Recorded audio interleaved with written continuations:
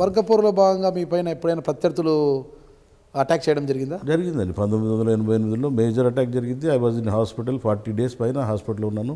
ఎక్కడ జరిగింది మీ మీద అటాక్? రుద్రవరంలో. ఆ రోజు యాక్చువల్గా రుద్రవరం సర్పంచ్, సిరివెళ్ళ సర్పంచ్ 2 రాజీనామాలు చేశారండి. 2 బై ఎలక్షన్స్ వచ్చాయండి. ఆ బై ఎలక్షన్స్కు నామినేషన్ వేయడానికి వెళ్ళామండి. నేను మా కజిన్ సుభాష్ రెడ్డి గారు ఇద్దరు వెళ్ళాం. సిరివెళ్ళలో నామినేషన్ వేసి రుద్రవరం పోయేసరికి రుద్రవరంలో నామినేషన్ వేసి బయటకు వచ్చేసరికి లారీలో మా ప్రత్యర్థులందరూ కంప్లీట్గా లారీలోకి కూర్చొని వచ్చి మేము మా మధ్యలోకి వచ్చిన తర్వాత అటు ఇటు బాంబులు వేశారండి. అప్పుడు మా ఫాలోయర్ ఒక అతను రామేశ్వర రెడ్డిని చనిపోవడం జరిగింది. అక్కడ ఊర్లో పబ్లిక్లో ఒక ముసలామె కూడా చనిపోవడం జరిగింది. ఆ రోజు పెద్ద ఎత్తున బాంబింగ్ జరగడం జరిగిందండి. మీకు గాయాలు ఎక్కడే అంటారు పడదా? నాకు ఇక్కడ చేతికి గాయమైంది, ఇక్కడ మెడకు గాయమైంది. తర్వాత ఏ ఆసుపత్రికి వెళ్ళారు? నేను అక్కడ నుంచి నంద్యాలకు వచ్చి నంద్యాల నుంచి కర్నూలు హాస్పిటల్కి వెళ్ళాము. కర్నూలు హాస్పిటల్కి ఎన్ని రోజులు ఉన్నారు హాస్పిటల్లో? 40 days ఉన్నానండి. ఆ తర్వాత ఎలా ఉన్నది సిచ్యువేషన్ అంతా కూడా? సిచ్యువేషన్ ఇప్పుడు అక్కడ జరిగిన ఇన్సిడెంట్ వాళ్ళు లోపలికి వెళ్ళిపోయినారు. వాళ్ళందరినీ కూడా పోలీసు అరెస్ట్ చేశారు. అంతా అయిపోయింది. తర్వాత ఇంకా మేము కూడా 40 days తర్వాత మళ్ళీ ఇంటికి రావడం జరిగింది. అంటే కొంత ఇది జరిగింది, కొంత సెట్ బ్యాక్ అనేది. అంటే కొంచెం ఆ బాంబింగ్ ఇవన్నీ జరిగిన వల్ల కొంత మానసికంగా కొంచెం ఏంది ఇట్లా అయింది అనేది కూడా కొంచెం ఫీలింగ్ కూడా ఉండిందండి. మీ అన్నగారి మీద ఏమైనా అటాక్ జరిగింది? అన్నగారి మీద జరగలేదండి. అన్నగారి మీద ఇప్పుడు అన్నగారి మీద అంటే ఒకసారి ఏదో ఆ గ్రామంలో ఏదో మా ఇంటి దేవత ఉన్నది పుట్టాలమ్మని, అక్కడి నుంచి వస్తుంటే ఏదో వచ్చారు. కానీ ఆ రోజు గన్మెన్స్ అందు ఉన్నారు కాబట్టి ఏం జరగలేదు, వచ్చేసారు. వాళ్ళు వచ్చారు అక్కడికి, అన్న వాళ్ళు ఇట్లా వస్తున్నారు. వచ్చేటప్పుడు చూశారు కానీ ఏమి ఇన్సిడెంట్ అయితే ఏమి లేదండి. జస్ట్ పాస్ అయిపోయి వెళ్ళిపోయారు. మీపై బాంబులు వేశారు, మీరు చికిత్స పొంది ఇంటికి వచ్చారు. తర్వాత అటాక్ చేశారు ప్రత్యర్థుల మీద మీరు? లేదండి, నేను అటాక్ అనేది ఎప్పుడు లేదండి. మా తరపు నుంచి అటాక్ అనేది మేము ఎవరి మీద చేయలేదండి ఇప్పటి వరకు. సో ఒకనొక సందర్భంలో భూమా వర్గానికి భయపడి మీరు ఊరే వదిలిపెట్టిపోయారంటుంటారు. నేను ఎప్పుడు ఊరు వదిలిపెట్టలేదండి. నేను ఎప్పుడు ఒంటరిగానే తిరుగుతానండి. ఆ విషయానికి వస్తే మీరు ఎప్పుడైనా కానీ మీరు విచారించండి, ఎక్కడైనా విచారించండి. నా దగ్గర ఉండేది 10 మంది మనుషులేనండి. 10 మంది మనుషులతోనే నేను ఉండేదండి. నేను 100,000 మంది నేను ఎప్పుడు పెట్టుకొని తిరిగానండి. నా జాగ్రత్త కోసం నేను అది 10 మంది పెట్టుకుంటానండి. నేను ఎప్పుడు వెళ్ళినా కానీ ఆళ్ళగడ్డకి ఎప్పుడు ఎట్టి పరిస్థితుల్లో కూడా ఇంతకంటే ఇంకా భయానకమైన పరిస్థితుల్లో ట్రిపుల్ మర్డర్ అయిన తర్వాత కూడా నేను ఆళ్ళగడ్డకి వెళ్ళానండి. ఆళ్ళగడ్డలోనే ఉన్నానండి. ఆళ్ళగడ్డలోనే ఒక గోడౌన్ కొనుక్కొని గోడౌన్కి అంతా కూడా కాంపౌండ్స్ కట్టుకొని అక్కడే ఉన్నానండి. ఏ పొద్దు వదిలిపెట్టిపోలేదండి. కొన్ని కారణాల వల్ల కొన్ని రోజులు దూరంగా ఉంటే ఈ ఫ్రాక్షన్ అనేది సమసిపోతుందన్న ఉద్దేశంతో కొన్ని రోజులు దూరంగా ఉన్నమాట వాస్తవం. ఆళ్ళగడ్డలు ఎక్కువ అంటే ఈ ఫ్యాక్షన్ అనేది పక్కన పెడితే రౌడీలు ఎక్కువ ఉండేవారు. రోడ్లు ఎవరైనా తిరగాలంటే కూడా వాళ్ళని కొట్టేది. ఇప్పుడు ఇది ఏమవుతుందంటే రౌడీలు తయారైపోయారండి.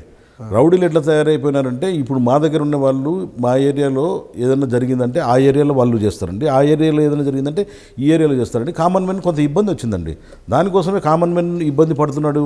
ఈ పొద్దు మీరు ఉన్నారు, మీరు ఎవరో వస్తారు, బస్సు దిగి మీ బంధువులు ఇంటికి పోవాలంటే కూడా భయమయ్యే పరిస్థితులలో ఉండిందండి. ఆ పరిస్థితికి దూరం కావాలనే కొన్ని రోజులు దూరంగా ఉండడం జరిగిందండి. అంటే ఆ రౌడీలు అనేది ఎలా వచ్చారు పైకి? అసలు రౌడీలు అనేది ఇప్పుడు ఒకటేంటంటే అండి, ఒక ఇన్ఫ్లుయెన్స్ అండి. ఇప్పుడు మా దగ్గర ఉంటారు, మాకు తెలిసేసరికి అది జరిగిపోయి ఉంటుందండి. అది జరిగిపోయిన తర్వాత మా దగ్గరికి వచ్చేసరికి లేట్గా ఎప్పటికో 1 నెలకో 2 నెలలకో వస్తుందండి ఆ ఇష్యూ జరిగింది అనే విషయం కూడా. ఇమీడియట్గా ఆన్ ది స్పాట్ రాదండి. ఎవరు కూడా వాళ్ళు కూడా ఇప్పుడు మీకు అన్యాయం జరిగిందండి, మీరు కూడా ఇమీడియట్గా మాకు చెప్పరండి. మీకు ఎప్పుడో 1-2 రోజుల లోపల ఎవరి ద్వారానో ఒకరి ద్వారా మాకు తెలిస్తే ఏమి జరిగిందా అని మేము విచారించే లోపల ఇది జరిగిందని తెలుస్తుంది. ఆ రోజు మేము ఏదైనా యాక్షన్ తీసుకొని వాళ్ళని కొట్టడమో ఏదైనా కూడా చేయడం జరిగిందండి చాలాసార్లు. మా మనుషులు కూడా మేము కొట్టామండి చాలాసార్లు. అటువంటి చేయడం తప్పని. ఇప్పుడు ఆళ్ళగడ్డ అంటేనే అందరికీ గుర్తుకొచ్చేది భూమా ఫ్యామిలీ, గంగుల ఫ్యామిలీ. భూమా నాగిరెడ్డి వాళ్ళ ఫ్యామిలీ, గంగుల ప్రభాకర్ రెడ్డి గారు, గంగుల ప్రతాప్ రెడ్డి గారి ఫ్యామిలీ, ఈ గంగుల ఫ్యామిలీ. అయితే ఇక్కడ ఇరిగల రాంపుల్లారెడ్డి గారు మళ్ళీ అదొక వర్గం ఉంది. అంటే మీ ఇద్దరి మధ్యలో వాళ్ళకైతే మీకు ఇరిగల కుటుంబానికి ఎలాంటి సంబంధాలు ఉన్నాయి?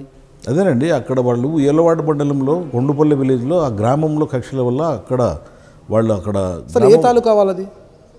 కోయిలకుంట తాలూకా ఏలవాడ మండలం అండి. వాస్తవంగా వాళ్ళు అక్కడ గొడవలు పడి అక్కడ గ్రామం నుంచి వదిలిపెట్టేసి వచ్చి ఆళ్ళగడ్డకు వచ్చారండి. ఆళ్ళగడ్డలో మా తాలూకాలో లింగందిన్న గ్రామం ఉందండి. లింగందిన్న గ్రామంలో ఒక తోట అక్కడ ఉండేవాళ్ళండి. వాళ్ళ ఫాదర్ బోరెడ్డి గారు వచ్చి మా దగ్గర అందరు ఫ్యామిలీ అంటే అప్పుడు వీళ్ళందరూ కూడా రాంపుల్లారెడ్డి వాళ్ళందరూ కూడా చిన్నపిల్లలు అండి. వాళ్ళందరూ ఉన్నప్పుడు మా దగ్గరికి రావడం జరిగిందండి. నేను అప్పుడు అక్కడ లీడ్ చేస్తుండేవాడిని అండి ఈ భూమా వాళ్ళకు మాకున్న గొడవలలో. అప్పుడు వాళ్ళు కూడా మాతో పాటు ఉండేవాళ్ళండి. వాళ్ళ ఫ్రాక్షనీస్ అంటే డిఫరెంట్ అండి, మాకు సంబంధం లేదండి. అది ఆ విలేజ్లో ఉన్న ఫ్రాక్షన్స్ వాళ్ళకి సంబంధం అండి.